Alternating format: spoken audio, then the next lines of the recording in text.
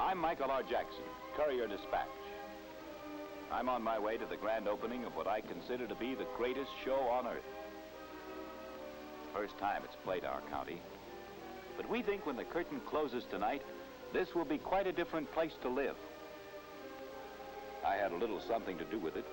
That is, a man I wrote about in a series of news stories did. My beat's the county courthouse. And if you know anything about county courthouses, well, that's democracy's showplace. I don't have any free press passes for you, but you can get good seats if your credentials say USA. That probably gives it away. But we announce without apology, this is going to be a flag-waving production. If that be naive, let the sophisticates make the most of it. If there'd been more of it lately, this show would play to standing room only. However, there are plenty of seats. But it's curtain time.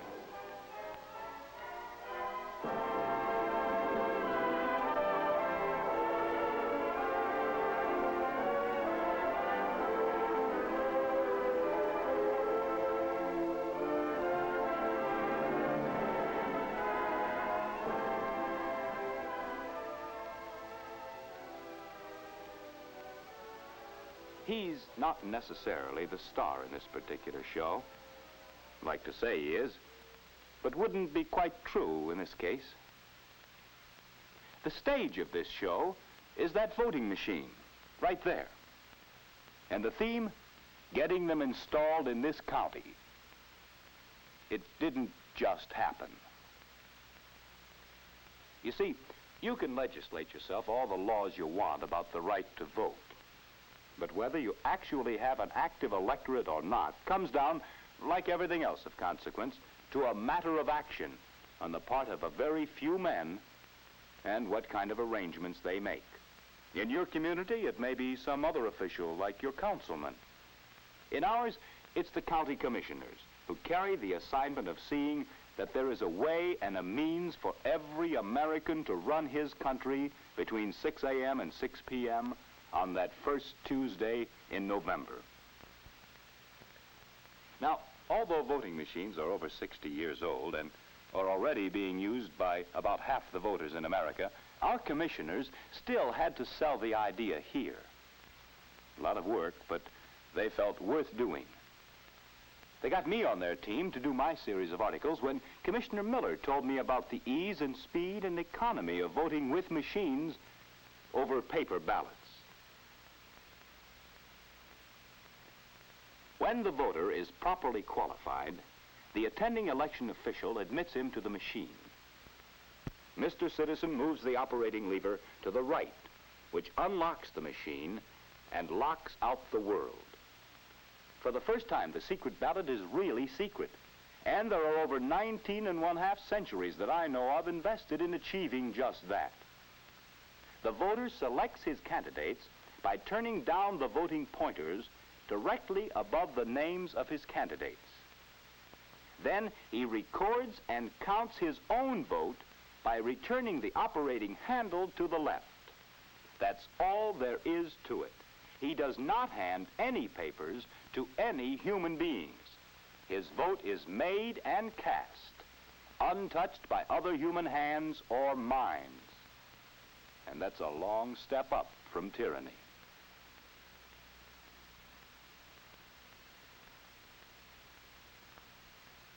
The ballot is right at the voter's eye level, easily read. And all offices and all candidates are at the same eye level. No candidate suffers by being placed in an unfavorable position.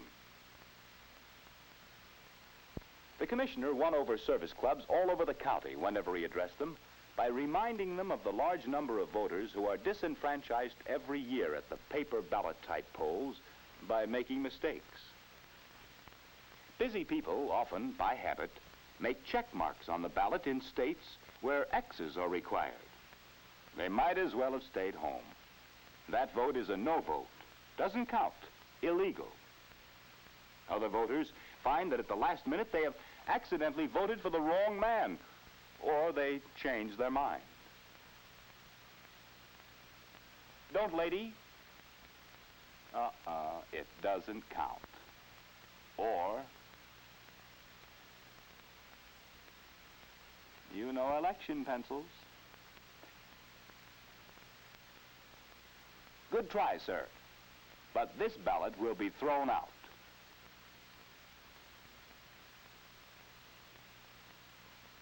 Or, in the multiple choice offices, errors are frequent.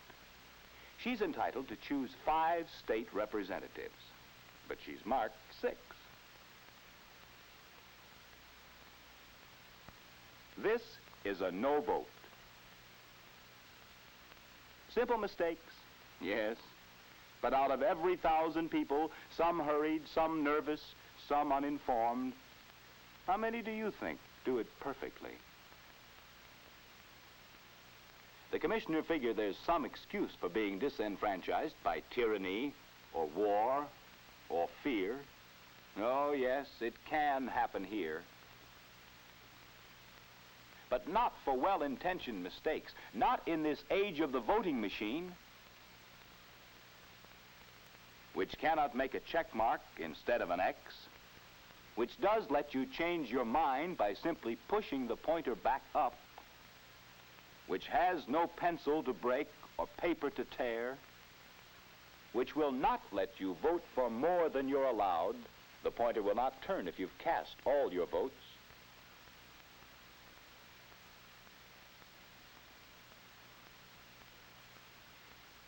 Questions and issues, if any, are placed up here on the top of the ballot. The pointers are marked yes and no, or for and against. The machine won't let you spoil your ballot by voting both ways.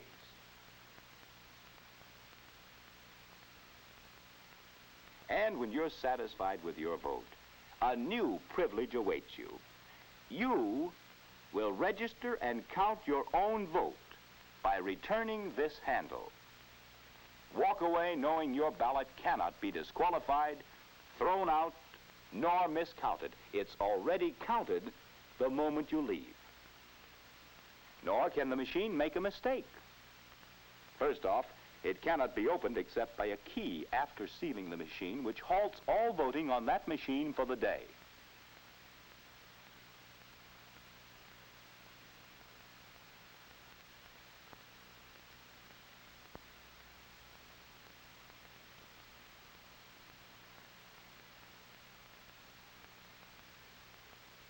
It looks complex, but it's not a complex mechanical action. It looks so because of the large number of voting units in it. But actually, each voting assembly has a straight mechanical linkage and a rugged action like this. And of course, voting machines are not a new idea. Many new functions have been added, of course, but basically they're 12 years older than the automobile. 1892. Their use has steadily increased until last year, in 35 states and territory of Hawaii, about half of our American voters voted by machine. Why? Why? Well, newspapers went after answers. So did the commissioner. And the first answer was, it's so fast and so easy. Just 3 simple steps. First, move the red operating handle to the right. Second, select your candidates. Third, throw the red handle to the left to count and record your own vote.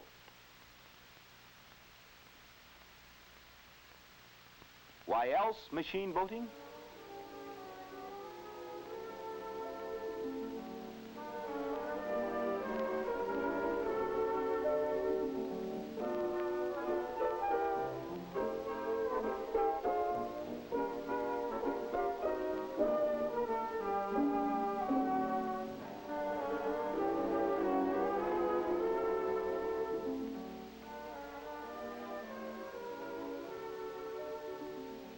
Absolute secret balloting. We've had no trouble about that in this county, but we don't want any either. The commissioners understood about fear, that it's a very, very subtle thing. This voter's opinion is in the machine. not on any piece of paper which passes from hand to hand. Why else voting machines?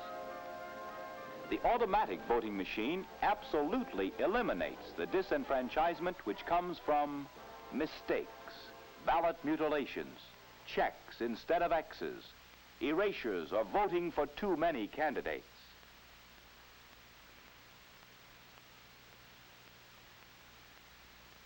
On machines, every vote that's cast is counted.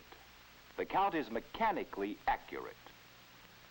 And of course, of interest to me, and well, 170 million others, I guess, is the fact that immediately after the last voter, the election results are available.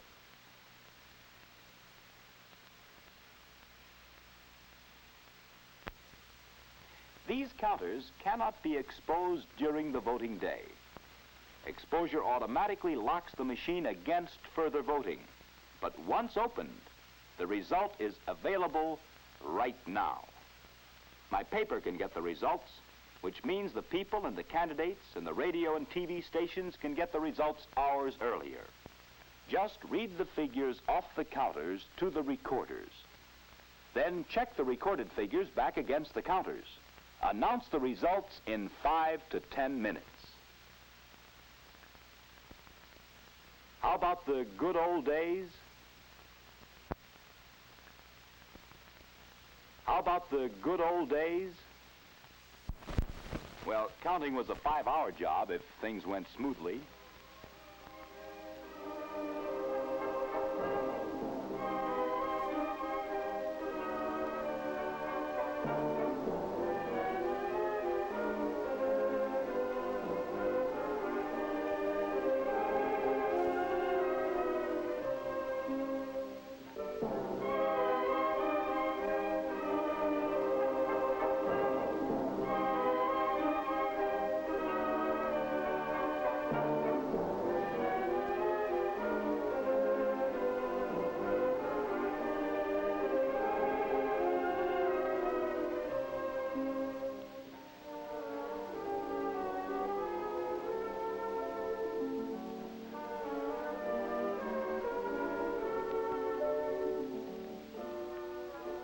If not,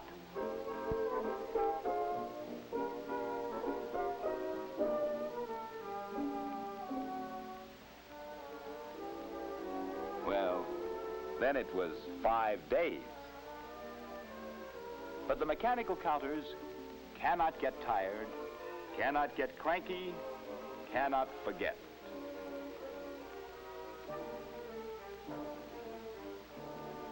Why voting machines? Well, money. Voting machines vote more people much faster. Therefore, you can consolidate your precincts, sometimes even 2 for 1. Cuts in half your need for hard-to-find election workers. Madison, Wisconsin, for example, eliminated 170 election workers. And multiply 170 by a day's pay, and you see what kind of savings we're talking about. Plus, the counting takes 1/4 of an hour as opposed to 3 to 6 hours. Fewer people, fewer hours equals fewer dollars. Not always, of course. But in our type count, yes. Then take your printing costs. Paper ballots require at least 1 ballot for every voter.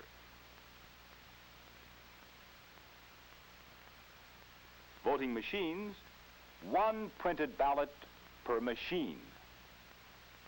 And of course, save just one old-style county-wide recount, and your machines are nearly home free. But money wasn't chiefly on the commissioner's mind. Something else. The man who took the lead in it is a seasoned professional career politician, realistic, tough even, unemotional. But that's why he knew that democracy, as an idea and a practice, had to compete in this county like everything else for the respect and attention of our people who were pressing the clock hard every day. It has to compete against speed and motion, and regrettably, even against America's second cup of coffee. Everything else in the county competes hard for the citizens' increasingly valuable time. Our churches were modernizing with parking lots he could get into faster.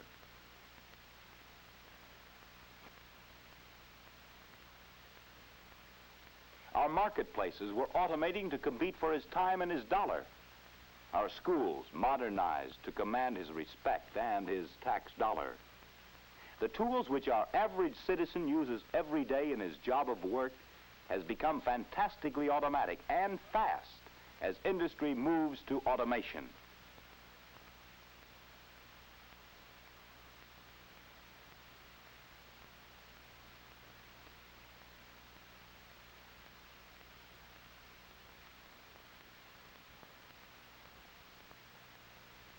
And even his home life is automatic, modern. But the one place where the average citizen participated in the political system which made it all possible, no change. Democracy is the foundation. The heart of that democracy is the polls, which were still being run in our county the way they were when we held Inauguration Day on March the 4th. So the new president would have 3 months to ride his horse to Washington. The driving question on the commissioner's mind, can democracy compete with its right hand tied to a hitching post?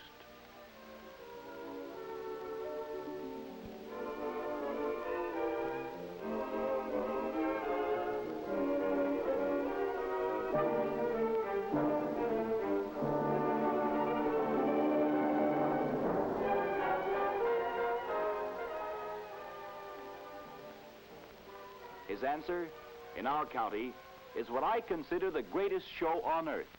It's bringing out the people. As the commissioner likes to say, we've really become one of the freedom curtain counties.